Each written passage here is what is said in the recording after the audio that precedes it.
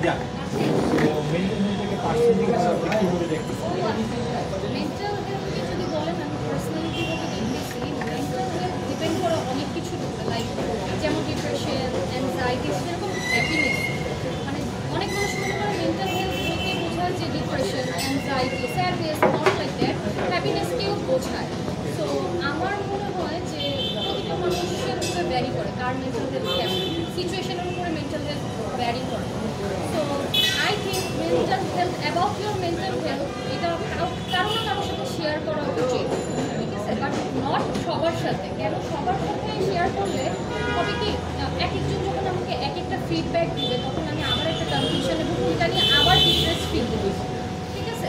So আমার মনে হয় যে এমন কাউকে বেছে নেওয়া উচিত নিজের মেন্টাল হেলথ শেয়ার করার জন্য যে আমাকে অনেক সময় হয় কি আমরা ফিডব্যাক চাই না, আমরা জাস্ট চাই আমাদের কেউ শুনুক, কেউ আমাদেরকে জাস্ট বুঝুক, দ্যাটস অল। কিন্তু মানুষ মনে করে যখন আমরা লাইক আমার ফ্রেন্ডের সাথে যদি আমি কিছু শেয়ার করি সে আমাকে একটা ফিডব্যাক দেবে, বাট আমরা সবাই সবসময় ফিডব্যাক চাই না, আমরা চাই যে আমাদেরকে বুঝুক, জাস্ট শুনুক, দ্যাটস অল। মেন্টাল হেলথ অ্যাওয়ারনেসটা কেন জরুরি বলে আপনি মনে করেন? মেন্টাল হেলথ অ্যাওয়ারনেস জরুরি বিকজ আমি যদি এখন শেয়ার না করি সেটা আমার ভিতরে রেখে দিই, ঠিক আছে, সবসময় হবে কি আমার যে পয়েন্ট অফ ভিউ এটাই যে ঠিক হবে এমন কিন্তু না। ধরেন আমার মধ্যে এক ধরনের ডিপ্রেশন কাজ করতেছে লাইফ নিয়ে যে আমি লাইফে কী করবো। বেশিরভাগ স্টুডেন্টদের হয় কি পড়াশোনার শেষে তারা চিন্তা করে যে আমরা কী করবো, আমরা কোথায় যাবো, ক্যারিয়ারে কী হবে, ঠিক আছে। আমি মনে করি সেক্ষেত্রে কিছু সিনিয়র ফ্রেন্ডস থাকা বেটার। কেন সেম এজ থাকলে তুমিও যে ডিপ্রেশনে সেও সেম ডিপ্রেশনে ভুগতেছে, কিন্তু যখন তোমার একজন সিনিয়র ফ্রেন্ড থাকবে সে কিন্তু তোমার এজটা পাড়ি দিয়ে আসবে, সে কিন্তু তোমাকে ভালোভাবে গাইড করতে পারবে, মোটিভেট করতে পারবে। So I think mental health নিয়ে আমাদের কিছু সিনিয়র ফ্রেন্ডস গড়ে তোলা উচিত যাদের থেকে আমরা একটা ভালো গাইডেন্স একটা ভালো মোটিভেশন পাবো। বাংলাদেশের কিছু মানুষের মধ্যে মেন্টাল হেলথ নিয়ে একটা মিসকনসেপশন বা ভুল ধারণা এটাই আছে। তো সেই পার্সপেক্টিভে আপনার একটা অপিনিয়ন আছে?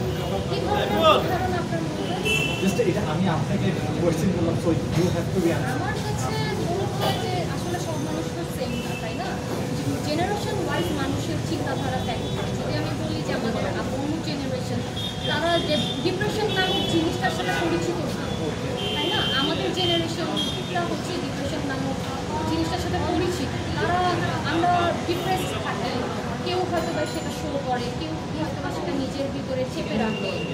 অতএব আমার মনে হয় যে সব শেষে যদি আমি বলি যে ভুল ধারণাগুলো সেগুলো অপেক্ষা করে আর যদি দরকার পড়ে একজন সাইকিয়াট্রিস্টের সাথে কথা বলা আমি মনে করি বলা উচিত। কেন এটা কোনো খারাপ কিছু না। আমাদের বিগত জেনারেশন মনে করে যে সাইকিয়াট্রিস্টের সাথে কনসাল্ট করা মানে হচ্ছে আমি পাগল, ঠিক আছে। সবচেয়ে বড় জিনিস যে সাইকিয়াট্রিস্টের সাথে মানে আমি কমিউনিকেট করবো তার মানে তুমি পাগল।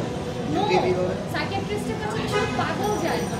অনেক সময় কি আমরা আমাদের বাইরের মানুষের সাথে কোনো কিছু শেয়ার করতে কমফোর্ট ফিল করি আর বা ওই মানুষগুলো জানে না যে কীভাবে আমাদের কমফোর্ট ফিল করাতে হবে, যেটা সাইকিয়াট্রিস্ট সে আপনার মুড বা আপনি কী বলতে চাচ্ছেন আপনি কোনো কমফোর্ট জোনটা ক্রিয়েট করে দিতে পারেন, ঠিক আছে। আর তাছাড়া মনে হয় আমরা অনেক সময় আপন মানুষকে অনেক কিছু বলতে অনেক কিছু চিন্তা করছি কী ভাববে, জাজ করবে। একজন সাইকিয়াট্রিস্ট জাজ করবে সে আপনি তার পেশেন্ট, আপনি তার কাছে সে আপনার সাথে ওপেনলি কথা বলবে, আপনি যা হচ্ছে তা বলে আসেন, তার কিছু আসবেও না যাবেও না, সে জাজও করবে। সো আই থিঙ্ক আমরা যখন অনেক বেশি ডিপ্রেস ফিল করি কারোর সাথে আমরা কথা বলতে পারতেছি না, ফ্যামিলি না ফ্রেন্ডস, তখন অবশ্যই সাইকিয়াট্রিস্টের কাছে যাওয়া উচিত for our mental health. Last final one question, so বাংলাদেশের পার্সপেক্টিভে বলতেন রিসেন্ট ইয়ার মেন্টাল হেলথের ভিউটাকে আপনি কোনো সোসাইটিতে চেঞ্জ লক্ষ্য করতে পেরেছেন?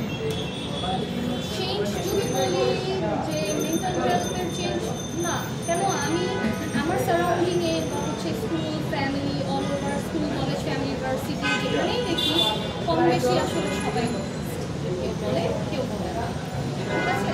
তবু যেটা যেমন আমাদের যে বিগত কয়েকদিনে যে স্টুডেন্ট পাওয়ার, আমরা স্টুডেন্টরা জানতামই না যে আমাদের এত পাওয়ার আছে, আমরা এর মাধ্যমে আমাদেরকে চিনতে পারি। তো আমার মনে হয় যে আছে কোথাও না কোথাও আছে, নেগেটিভিটি থাকলে পজিটিভিটি অবশ্যই আছে, হয়তো বা কম না হয় বেশি, কিন্তু আছে, সব জায়গায় আছে। Thank you very much for your time. Done.